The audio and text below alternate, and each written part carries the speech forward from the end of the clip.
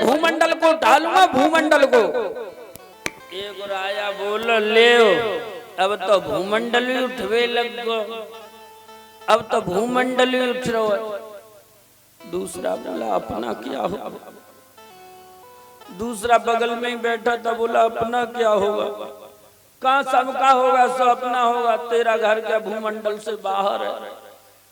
एक बोला हमने तो पहले ही कही कि चलो जन निकल लो, जल्दी निकल लो, तो वही बैठे रहेगा, देख लो तमाशा, देख लो, अब देख लो ये भूमंडल ही उठ रहा है, हाल तम मालूम पड़ेगा। अब वो दूसरा राजा बोला हमें तो कोई परवाह नहीं, जब उठाएंगे तो उठ जाएंगे और रखेंगे तो फिर वहीं आ जाएंगे। लखनलाल बोले नहीं रखूंगा नहीं, कांचे घट जिम डारो फोरी, कांचे घट जिम डारो फोरी, यानी कच्चे घड़े की तरह इसे तोड़ दूंगा। तो उसी समय राजा घबरा गए, उनने कही अब तो भूमंडल टूटे, घबराने लगे। लखनलाल बोले घबराओ मत, जा मैं तोड़ूंगा, मैं तोड़ूंगा तो बनाने वाले बगल में ही बैठे हुए, ज्यादा आवश्यकता नहीं घबराने वाली, क्योंकि बनाने वाले तो पास ही है ना, ज्यादा दूर भी नहीं है। इधर लखनलाल कहने लगे महाराज हम सूर्यवंशी वीर हैं, कोई ऐसे में ऐसे वीर नहीं है, और आपने ये अनुचित बात सभा में कही। तो उसी समय भगवान राम लक्ष्मण जब बोल रहे हैं तो ये धरा हिल रही थी, धरा, और ये धरा हिल रही थी, और धरा के हिलने से जो सब वहां बैठे हुए थे सब हिल रहे थे, सब हिल रहे थे।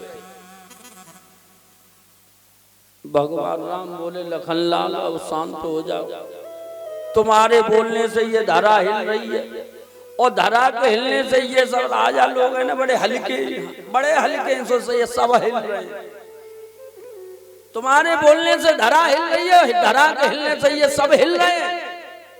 लक्ष्मण जी बोले भैया बात सही है, अब वहीं तक दो ना हिल रहे, दो नहीं हिल, सब हिल रहे मगर दो नहीं हिल रहे, और इनमें दो नहीं हिलेंगे तब तक काम बनेगा नहीं। कहीं कौन नहीं हिल रहे, कहीं एक तो ये धनुष नहीं हिल रहा है बिल्कुल भी, ये टस से मस नहीं हो रहा, जैसा का तैसा रखा है, ये धनुष बिल्कुल जरा भी नहीं हिल रहा है, और दूसरे आप नहीं हिल रहे हो। अगर तुम में से दोनों में से एक हिल जाए तो काम बन जाए, लेकिन दोनों में से एक भी नहीं हिल रहा है। आज उसी समय भगवान राम के लिए और इशारा किया है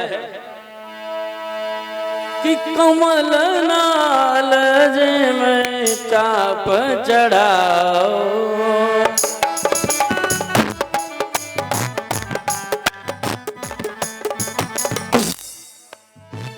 कमल नाल में चाप चढ़ाओ।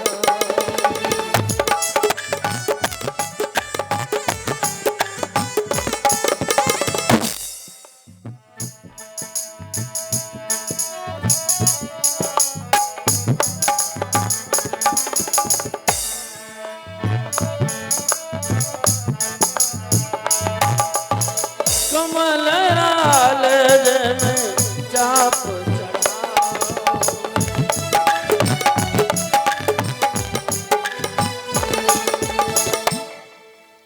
आज जब भगवान राम के लिए इशारा किया तो भगवान राम के लिए केवल महाराज विश्वामित्र ने ये कहा कि धनुष को तोड़ दो। राम चरणों में सिर झुका करके चले, उनके धनुष तो टूट गया, धनुष तो टूट गया, मेरा तो केवल अब हाथ लगाने का काम है, मेरा केवल हाथ लगाने का काम रह गया, धनुष तो टूट गया, क्योंकि गुरुदेव ने बोल दिया कि धनुष तोड़ दो तो टूट गया है। और यही नौजवानों के अंदर अगर जोश हो ना, नौजवानों के अंदर यही जोश हो, देखो जवानी का जोश और वयोवृद्ध का होश अगर दोनों का समन्वय हो जाए तो समाज का कल्याण हो जाए। तो आज उसी समय उन्होंने कहा काम तो हो गया, और गुरुदेव के चरणों में सर झुका करके चले, और जाते जाते और धनुष पर जैसे ही उठा करके, और किसी ने जान भी नहीं पाया, और उसी समय धनुष को हाथ में उठाया और जैसे प्रत्यंचा चढ़ाई दो भागों में विभाजित हो गया। बोलिए सियावर रामचंद्र भगवान।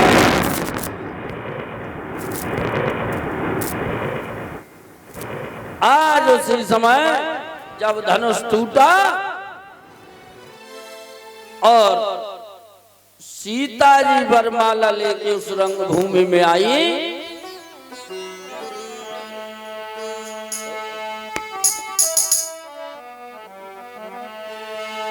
कि रंगभूमि जब सिय पगुधारी, सिय पगुधारी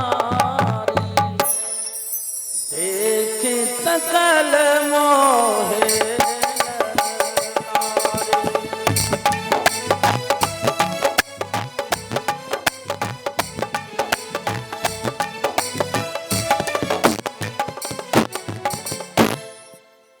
रंगभूमि जब सिय पगुधारी और देख सकल मोहे नर नारी।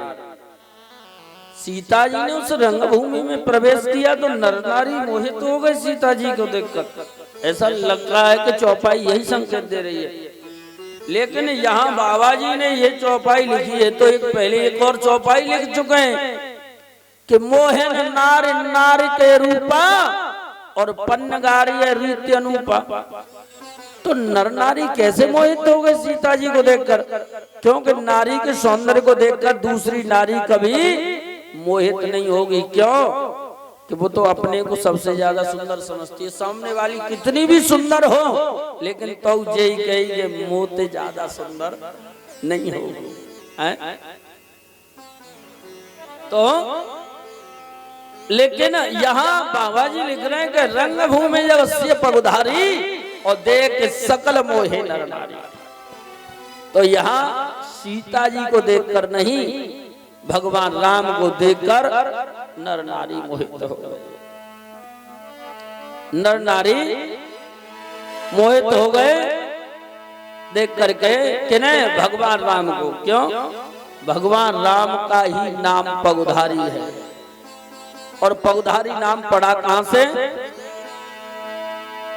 कि जब से नाथ अहिल्या तारी और तब ही से नाम पड़ा पगुधारी।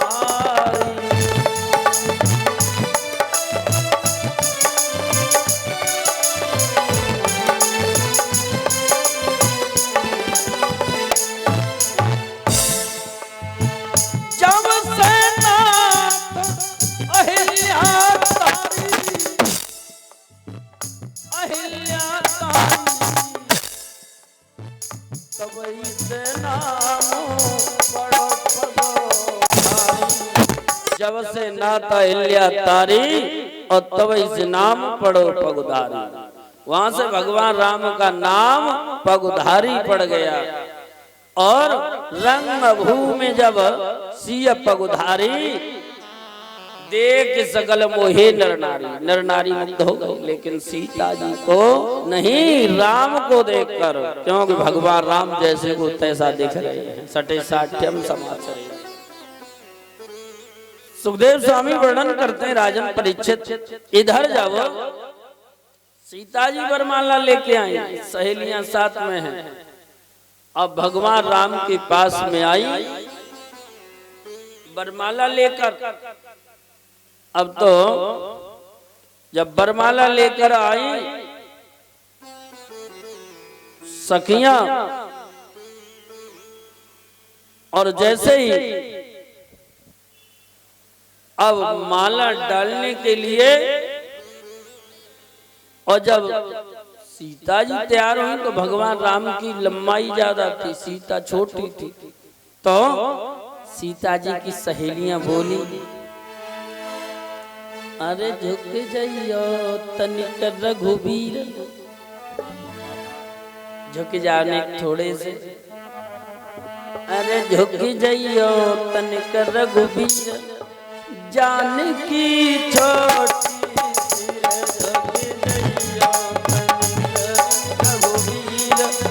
जानकी छोटी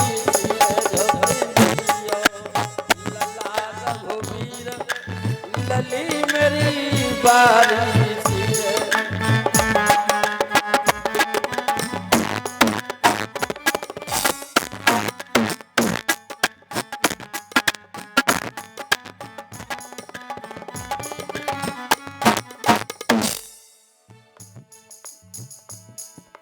थोड़े झुके जाओ। और जो भगवान राम झुकवे को उनकी इच्छा भई के लाओ झुकिए जाए के। वैसे हमने जी सुनी कि सूर्यवंशी छत्री झुकत ना है कहूँ एक बोली जा ससुरारे अच्छे अच्छे झुक जाते हैं यहाँ में, ससुरारे जब अच्छे अच्छे झुक जाते हैं ससुराल में। भगवान राम ने तो नहीं सुना लेकिन लक्ष्मण ने सुना। लक्ष्मण बोले भैया बिल्कुल नहीं झुकना, बिल्कुल नहीं झुकना। क्यों? वो कह रही है मतलब के लिए अच्छे अच्छे झुक जाते हैं, बिल्कुल झुकना ही नहीं है। एकदम से भगवान राम फिर खड़े, कहा झुकना नहीं बिल्कुल। और सीता जी की सहेलियां बार बार कह रही है तनिक झुक जा। कहा भगवान राम बोले बिल्कुल नहीं झुकेंगे। अब क्या हम सूर्यवंशी छत्री हैं। एक बोली तुम काउवंशी छत्री हो, यहाँ ससुराल है अच्छे अच्छे के सिर झुके जाता है। अब झुक जाओ। बोले बिल्कुल नहीं। अब भगवान राम सीधे उन्होंने की अब झुकना ही नहीं है। अब तो बड़ा फजीता उन्होंने कहा अभी विचार बनाया सखियों ने आपस में कि ऐसा करो कि अब इनको ये भ्रम पैदा कर दो कि माला डल गई। माला डल गई कैसे कि गाँव ही सखी अब लोग सहेली,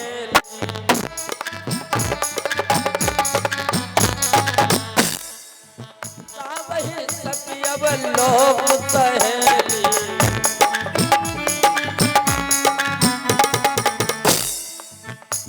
जय माल राम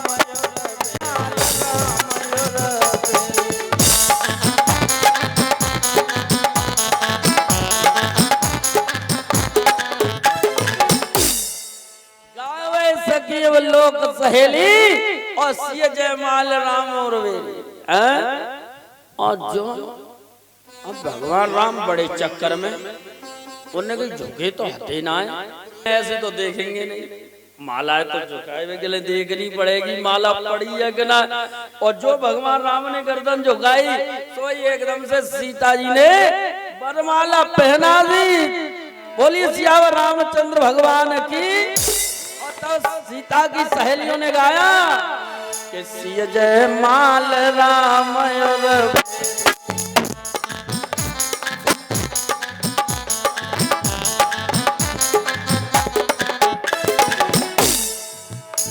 जय माल राम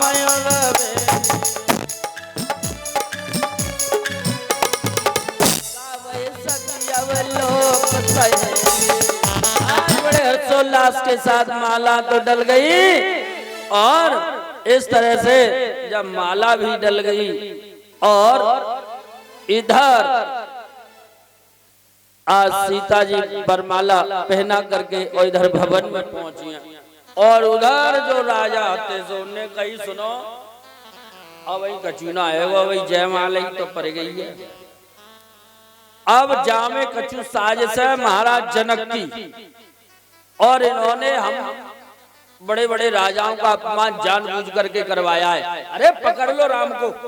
अच्छा कछु तो ऐसे होते हैं बेमतलब की गाल बजाते हैं ना बैठे बैठे, उन्हें कि पकड़ लो और बे कछु नहीं करेंगे। अरे उन्हें कि अरे नहीं करो यार, पकड़ो जा पकड़ लो और इनसे युद्ध करेंगे। और सुनो जनक बीच में आए ना तो छोड़ना उन्हें भी बात पकड़। एक बोला क्यों गाल बजा रहे हो, बैठो बैठो। हमसे कह रहे हो तू ही न पकड़ है, तब तो मालूम पर है, तब धनुष उठाएगा तू कौन चलोगो आज। और जो इतनी एक राया खड़ा हो गया कहीं महाराज आपने हम सबका अपमान कराया, ये अच्छा नहीं किया है और इसका परिणाम आपको भोगना पड़ेगा। बड़ी लंबी लंबी बातें करें, बहुत लंबी लंबी बातें। और देखो तुम जानते नहीं कि कितने सूरवीरों का एक जरा से बच्चे के द्वारा तुमने अपमान करवाया है। और तुम्हें मालूम नहीं जो संग्राम हुआ तो यहाँ से मिछा देंगे और खून की नदियां बहा देंगे। और तब तक सामने से आ गए परशुराम। अब ये कहीं चार दीवारी में बंद हो, गेट एक ही है, उधर से आ गए और राजाओं की नजर पड़े, वो लंबी लंबी बाहें फेंक करके बातें तो नहीं नजर आई, उसको नजर नहीं आए। तो एकदम से जैसे ही परशुराम को देखा सो सब थर थर कांपने लगे। लेकिन वो कहे खून की नदियां बहा देंगे, ये कर देंगे, वो कर देंगे। एक बोलो पीछे देख ला, पीछे पीछे, और जो देखा सो हाथ ऐसे के ऐसे ही रह गया, घबरा गया। उन्हें कि हमने क्या कह दिया, कहीं इन्होंने सुन लिया हो, अब तो हमारी खैर नहीं, अब नहीं परशुराम के द्वारा नहीं बचेंगे, अब निश्चित मारे जाएंगे, अब बचने वाले नहीं है। चाची बोले तब तो बड़ी लंबी लंबी फेंक रहो, मर गए हाल, मर गए। अब किसी की प्रणाम करने की हिम्मत नहीं पड़ रही है कि परशुराम को कोई प्रणाम भी कर ले। लेकिन गुरु विश्वामित्र तो बड़े चतुर हैं ना, उन्होंने विचार किया कि ये धनुष राम से टूटा है और इन्हीं के द्वारा लाया हुआ धनुष था, और ये तो क्रोधी तो है ही, और न जाने क्रोध में क्या कर बैठे, इसलिए लाओ इनसे प्रणाम करवा दो। किसी ने प्रणाम किया नहीं है, तो ये प्रणाम करेंगे तो भी कुछ गुस्सा ठंडा हो जाएगा। एकदम से उठे और जा करके उनकी बाहों को अपनी बाहों में भर लिया। गुरु विश्वामित्र ने जब अपनी बाहों में भर लिया, जब किसी की बाहें ऐसे करके भर लो तुम तो वो कुछ ताकत नहीं लगा पाएगा। और जो भर लिया बाहों में, उसी समय राम को इशारा किया कि प्रणाम कर लो। इतने में ही भगवान राम ने प्रणाम कर लिया परशुराम को। प्रणाम करने के बाद जैसे कहा ये सब क्या क्या हो रहा है, और जो नजर गई धनुष पे, क्या ये धनुष किसने तोड़ा है, ये धनुष किसने तोड़ा, मैं उसको जिंदा नहीं छोड़ूंगा, क्योंकि ये कितना पुराना शिव धनुष, इतनी किसकी हिम्मत हुई इसको तोड़ने की, जो जिसने इस धनुष को तोड़ दिया, मैं उसको जिंदा छोड़ने वाला नहीं हूँ। कौन है वो, सामने निकल के आया। अब तो डर के मारे कोई बता भी नहीं पाया। अब तो खैर नहीं ले कचू बोले बढ़िया रहो, हम पे नहीं टूटो। हाँ नहीं आप पते आ जाती। हाँ और जब सब अब पूछ रहे महाराज किसने तोड़ा धनुष, किसने तोड़ा। लक्ष्मण जी बोले गुरुजी वैसे एक बात बताएं, ऐसा देश हमने देखो ना है अभी तक, यहाँ जाए समस्या है भाई, धनुष की समस्या है, जाए समस्या देखो वो धनुष की समस्या लेके बैठ जाते, जहाँ और धनुष के अलावा कोई कछु काम ना आता। कई क्यों, कई थोड़ी देर पहले एक बुजुर्ग जो है धनुष टूट रहा ना हो, तब वे यहाँ खड़े हैं कि सभा में कि जे धरा वीरों से विहीन हो गई, अब जो टूटेगा तो जी दूसरे महापुरुष आएंगे, अब जे चिल्लाने के टूरो किन्ने, जब टूट ना हो तो जे चिल्ला रहे, अब टूटेगा तो जे आएगा, जे ही समस्या है, और यहाँ कोई समस्या है ही ना धनुष के अलावा।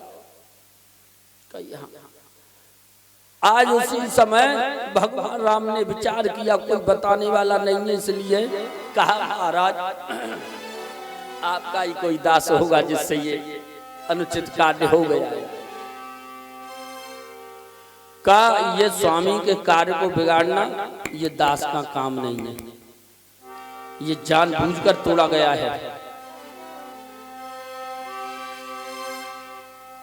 लक्ष्मण जी बोले भैया राम का कोई दोष नहीं है उसमें, वो तो सड़ा पुराना धनुष था आपका, महाराज छूते ही टूट गया, छूते ही टूट गया, उसमें भैया राम का कोई किंचित मात्र भी दोष नहीं है। इतना सड़ा पुराना धनुष एकदम से देखा, कौरे नादान बालक, अगर तू बालक न होता तो तेरा सिर धड़ से अभी अलग कर देता, क्योंकि तुझे मालूम नहीं मेरे फरसे ने कितनी बार छत्राणी राण करा दी। आज उसी समय जैसे ही भक्तों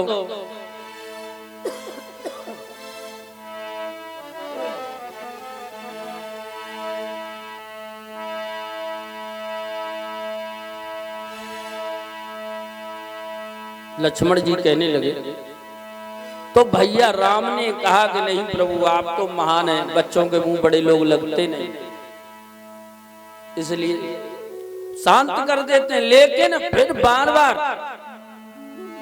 और उत्साह देते। तो परशुराम ने देखा दोनों भाइयों की नीति बहुत अच्छी है,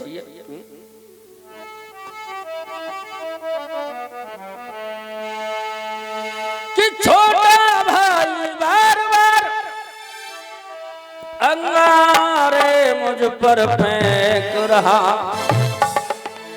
और तू मीठी मीठी बातें कर, तू मीठी मीठी बातें कर, मेरी चोटों को सेक रहा।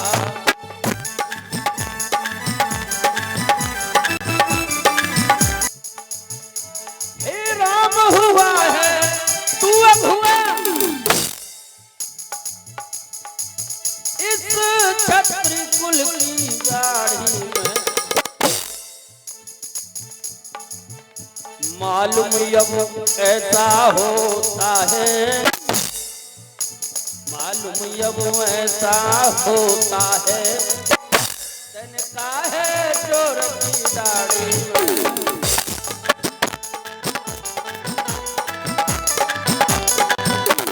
मुझे मालूम पड़ गया कि तू धनुष को नहीं चलाना जानता, और इसलिए कहीं महाराज कोई दूसरा है क्या, दूसरा कोई धनुष हो तो दे दो, लाओ मैं चला के ही दिखा दूं आपको। आप कह रहे हो कि संशय है, तो लाओ आपको संशय कोई दूर कर दूंगा। आज उसी समय भगवान राम को जब दूसरा धनुष दिया, जो प्रत्यंचा चढ़ाई, और जो प्रत्यंचा चढ़ाई उसी समय भगवान राम ने कहा मुनिवर आओ फरसा उठा लो, जो बार बार दिखा रहे थे तुम।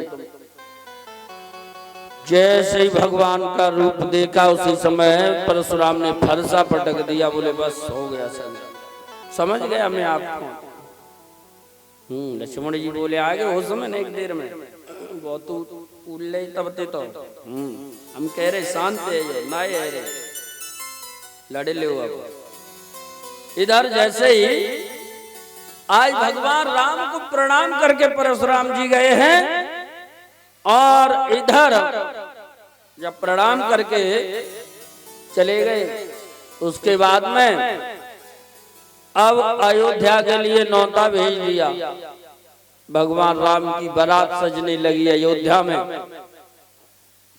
और दोनों भाई भरत और शत्रुघ्न भी बारात में आने लगे, बारात में आए हैं, और बारात बड़ी अच्छी तरह से, अरे राजा की बारात, महाराज दशरथ के ज्येष्ठ पुत्र राम की बारात, और वो कोई ऐसी वैसी बारात थोड़ी थी, बड़ी सज धज के चली।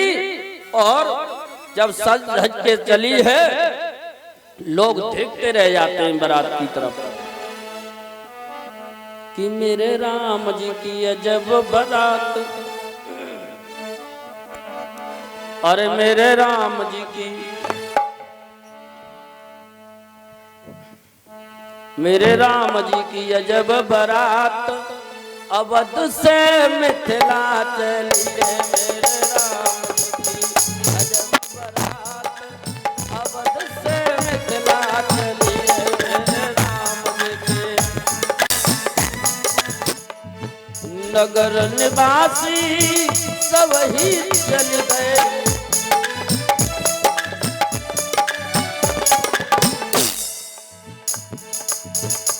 जगे संग संगाती, अवध से मिथिला चली रे, मेरे राम की अजब बारात, अवध से मिथिला चली रे। इतनी सज धज के बारात जा रही है, तो देखे बिना रहा नहीं जाता। किसी बस्ती में होके निकलती है ना बारात, लोग खड़े हो जाते हैं, लोग खड़े हो जाते हैं, पूछते हैं भैया बारात तो बड़े ठाट बाट में बारात, अच्छा और बाराती भी बड़ी अकड़ में। ये बारात अयोध्या नरेश महाराज दशरथ के ज्येष्ठ पुत्र राम की बारात है, राम की बारात। भैया बारात बहुत सजी धजी, और क्या तुम बहुत ज्यादा कर तारीफ कर दी, बहुत ज्यादा कर, मुझ पे हाथ फिरा। आओ भैया बारात इतनी सुंदर, इतनी सुंदर बारात, और जब बारात इतनी सुंदर है भैया, तो एक बात और बता दो, दूल्हा तो बहुत ही सुंदर होंगे, दूल्हा कौन से? सोई मुझ पे ताव दे रहे, सो साध के हाथ नीचे सरका लो, साध के हाथ नीचे कर लो, अकड़ ढीली है गई। अब कैसे अकड़ ढीली कैसे भाई? अब जी कैसे कह दे कि जी दूल्हा तो पहले ही वहीं पहुंच चुके, उनने ही जी प्रोग्राम बनाया समरो चल भी को जाए बात है, कैसे कह दे? तो अब तो इधर जैसे ही बोले दूल्हा दूल्हा तुम्हें मालूम है, वो बोलो हमें मालूम है, सो तुम्हें ना मालूम है? बोले इन्हें मालूम है।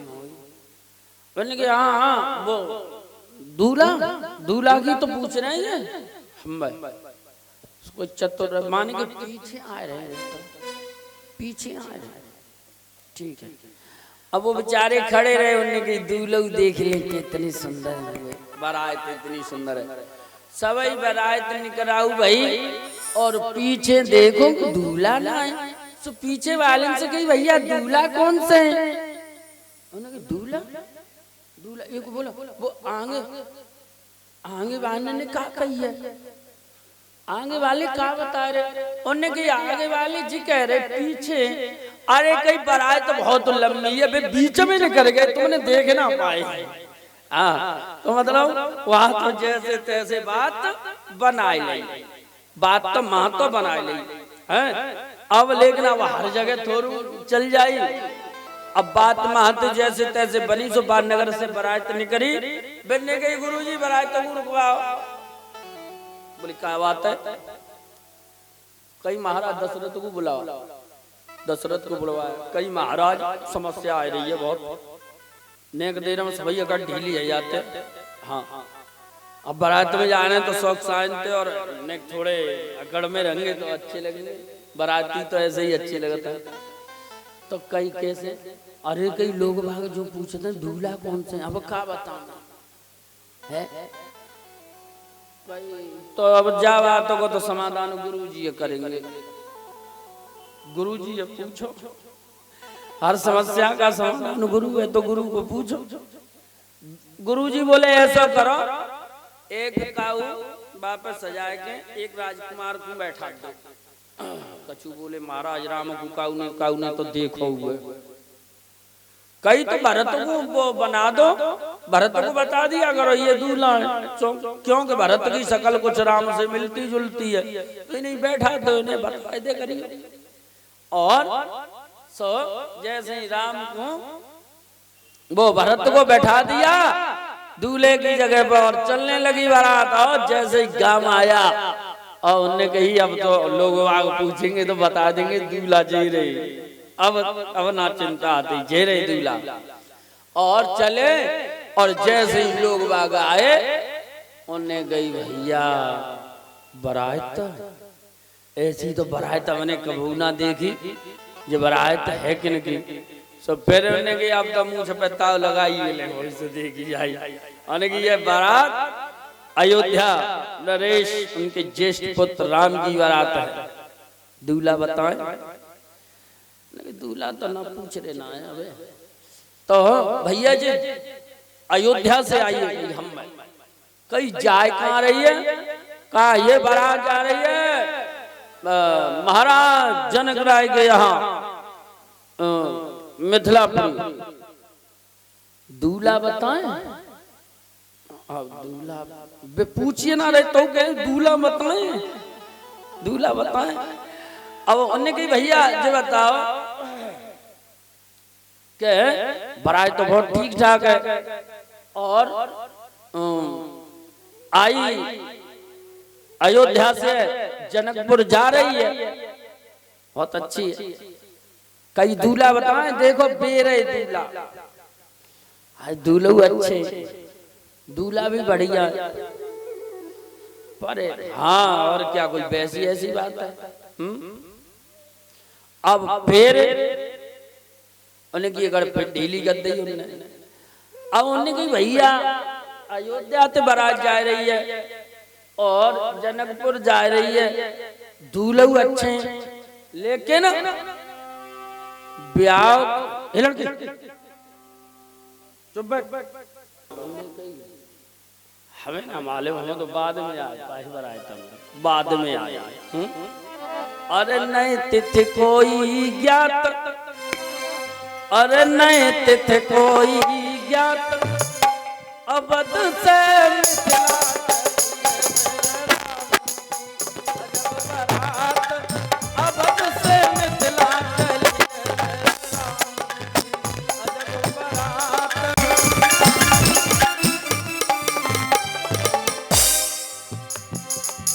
जनकपुरी में बहु व्यंजन मिलेंगे,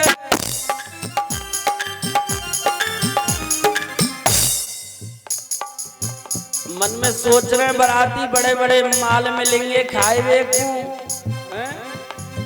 जनकपुरी में बहु व्यंजन मिलेंगे,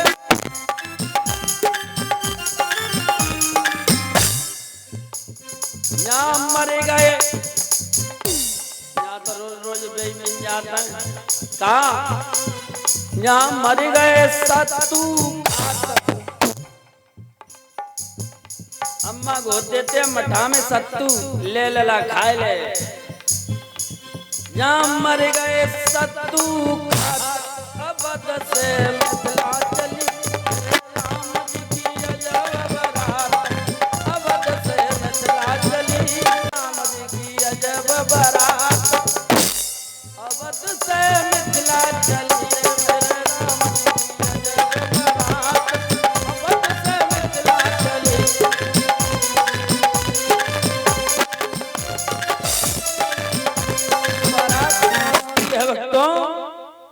जाओ जनकपुरी में तो इधर चारों भाई आपस में गले लगकर मिलते हैं, और ऐसा ही नहीं बड़ा भव्य स्वागत किया बारात का, और इतना भव्य स्वागत किया है कि बहुत ही सुंदर स्वागत।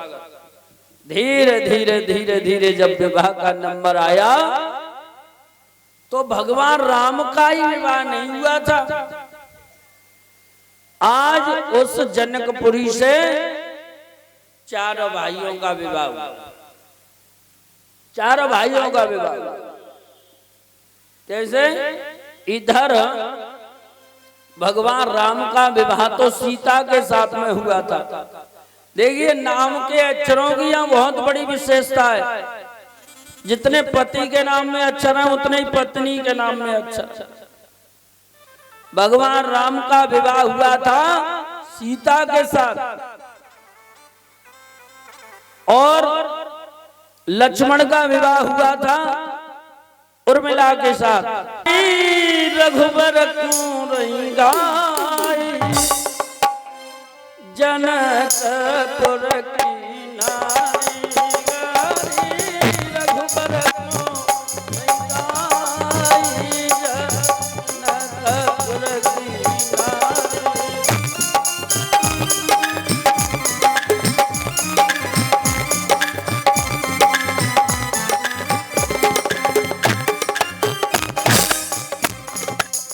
जनकपुर की नारी, जनकपुर की नारी, सारे रघुवर क्यों नहीं गाई जनकपुर की।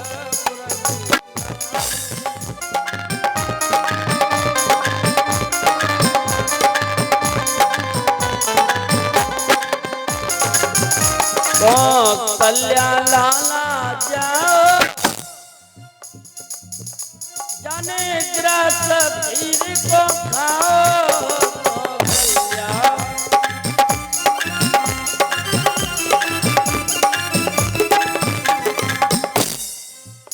कौशल्या लाला जाओ जन ग्रास खीर को खाओ।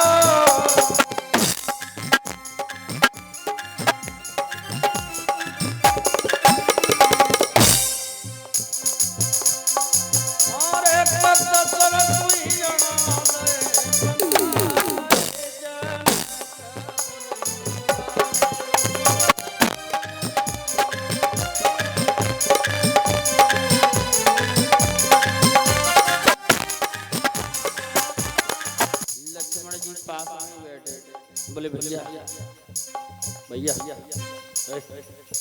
भैया हाँ क्या कह रही है? सुन रहे हो का विवाह शादियों के अवसर पे ऐसा ही होता है, ऐसा होता है। अच्छा ऐसा होता है और हम सुनते रहे। तुम कह दे तो हम कुछ कह दे, कहा तुम कुछ मत करो, तुम चुप बैठो, भोजन करो, भोजन करो। फिर आगे बोली एक कहीं लाला जाए तो ग्रास खीर के खाए। कैसे? लक्ष्मण मन में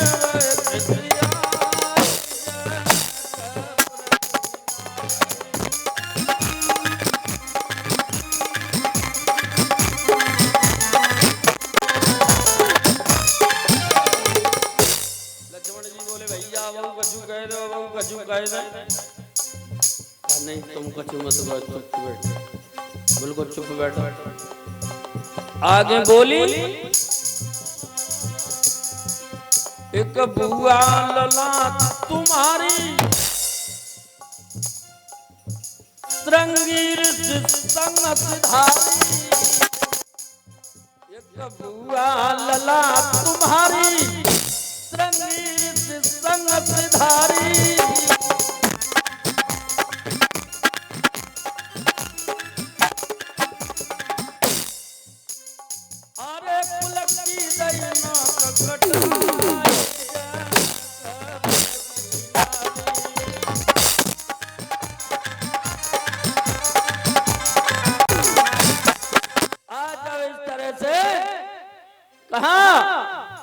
तो लक्ष्मण जी बड़े किस्से आए। उनकी भैया तुम एक बार हमें आज्ञा दे दो तो हमें चुप कर दो। कहा तुम कुछ नहीं कह सकते हो। कहीं हम कछु ना कह सके, जे कहेंगे सो। कहीं हाँ। कहा उनका उनकी कहने की तुम्हारी कहने की नहीं है, इसलिए तुम शांत बैठो, तुम शांत बैठो। और आगे बोली कि ना तकदीर से होते और ना तदबीर से होते। ओ भाई अवधपुरी में लड़का पैदा। बोले भैया अब तो बना बुरी बुरी कह रही है ये तुम कैडा। तकदीर से होते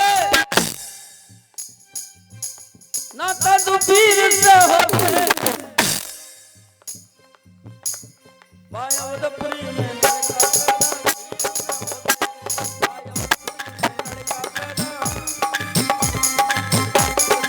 होते ना तदबीर से होते।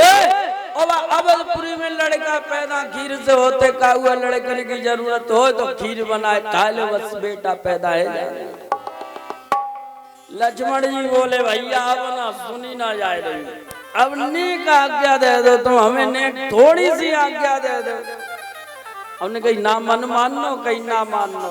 अच्छा तो कह डारो तुम पे मन की बढ़ा से बस निकारी दे हो सो दी जागी। हाँ कह दे अब जो आज्ञा मिली सोई। बोले लखनलाल कई सुनो हमारे यहाँ खीरते पैदा होते हैं लेकिन मैया करती हैं पैदा, और तुम्हारे यहाँ का हो तो सुनो कि ना और से होती और ना छोर से होती। और जा जनकपुरी में लड़की धाती और से होती ना छोर से होती। और छोड़ते कहूँगा ना होती वो लड़की की जरूरत हो फावड़ा ले खेतन गाय चले जाओ शकरकंद आलू की तरह खोद खोल के डलिया भल ले आओ। ना और से होती ना छोर से होती। जनकपुरी में लड़की लक्ष्मण ने कहा रे भैया एकदम पानी सो पड़ेगा। फिर काऊ की आगे जवान नहीं चली बुलबुले सब शांत है गई। लखनलाल बोले भैया देख लो है, हमने कही जरा सी देर में सब शांत है गए, सब शांत है गए। तो आज इतने हर्षोल्लास के साथ में इतने हर्षोल्लास के साथ में भगवान राम का भक्त हो ये विवाह हुआ और अपनी बेटी को महाराज ने विदा किया है। और एक ही नहीं चारों बेटियों को विदा किया है। और इधर महाराज दशरथ अपनी चारों पुत्र वधुओं को लेकर के अपनी अयोध्या नगरी में प्रवेश करते हैं। अयोध्या में खुशियां छाई हुई हैं। और जब अयोध्या में खुशियां छाई हैं धीरे धीरे समय व्यतीत होता गया। तो देखिए यहाँ एक विशेष बात है कि जब भगवान राम का कुछ समय के बाद राज्याभिषेक होने जा रहा था तो गुरु वशिष्ठ से कहा, गुरु वशिष्ठ से कहा कि तुम लगन निकालो। तो गुरु वशिष्ठ ने लगन नहीं निकाली। क्यों? क्योंकि ये तो साक्षात ब्रह्म है, इनके लिए मुझे लगन की जरूरत क्या निकालने की। इनका तो जिस घड़ी में जिस मुहूर्त में और जिस घड़ी में तिलक होगा वही शुभ घड़ी होगी। कहते मुनि वशिष्ठ से पंडित ज्ञानी शोध के लगन धरी कर्म गति तारे नाट डरी। तो लगन तो धरी नहीं, लगन तो उन्हें शोध ली थी कि जिस घड़ी में टीका होगा तिलक होगा वही शुभ घड़ी मानी जाएगी। तो लेकिन आज जिस घड़ी में उनका राज्याभिषेक इधर कहा कि भगवान राम का राज्याभिषेक होगा वो शुभ घड़ी मानी जाएगी, लेकिन उस घड़ी में राज्याभिषेक तो नहीं होगा लेकिन वनवास हो गया। जब वनवास हो गया प्यारे भक्तों सुखदेव स्वामी वर्णन करते हैं राजन परीक्षित, भगवान ने और वन में जाकर के और पापियों का संहार किया। जब पापियों का संहार किया है, और ऐसा ही नहीं, भगवान ने निशाचरों का नाश किया, धर्म की रक्षा की, और अंत में जब रावण का वध किया और रावण को मार करके, और जब अपनी अयोध्या के लिए उन्हें पलायन करते हैं, तो इधर भगवान ने वहां से लौटने के बाद में तब राज्य किया था। राम की कथा तो भक्तों इतनी है कि अगर कही जाए तो मेरे उठे बिरती पीर सखी वृंदावन जाऊंगी,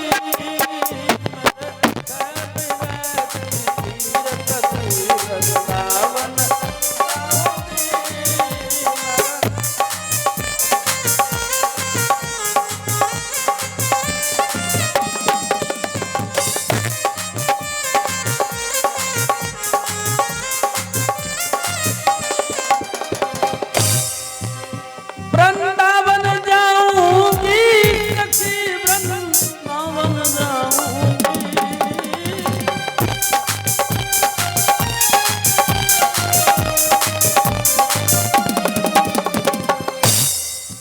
बाजे मुरली जमुना